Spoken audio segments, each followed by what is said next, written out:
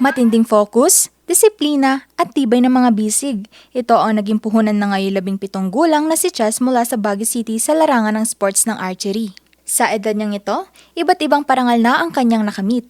Kabilang na nga rito ang gintong medalya sa katatapos na Recurve U21 Singapore Archery Youth Championship nito lamang July 3. Right now naman po, it feels good na nag-pay off po lahat ng hard work and syempre, madami pong training, preparation na pinagdaanan, mga prayers answered, support po from parents, family, and ayun po, really nakaka-proud din po and I can't thank the Lord enough po for what He has given me.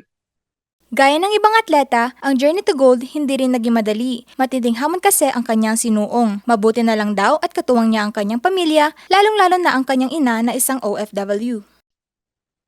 Difficult, nagsistruggle po kami financially since yun nga hindi po ganun kamura ang equipment and nakikikompete po. And pag nakikikompete, kailangan po kasi talagang mag-travel since wala pong tournaments in Baguio.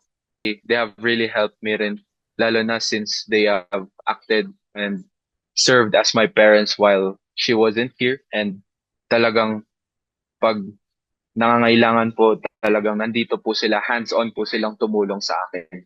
Ang pagsisikap ng mga atleta para makapag-uwi ng karangalan sa bansa, suportado naman ng Philippine Sports Commission. Kaya naman, patuloy ang pagsisikap ng komisyon para maitatag ang mga regional training facility para mahasa ang galing ng mga atletang Pinoy.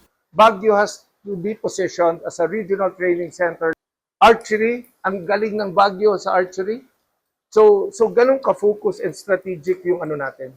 Sa ngayon, naghahanda na si Chess para sa nalalapit na Asian Games sa Japan sa buwan ng Setyembre.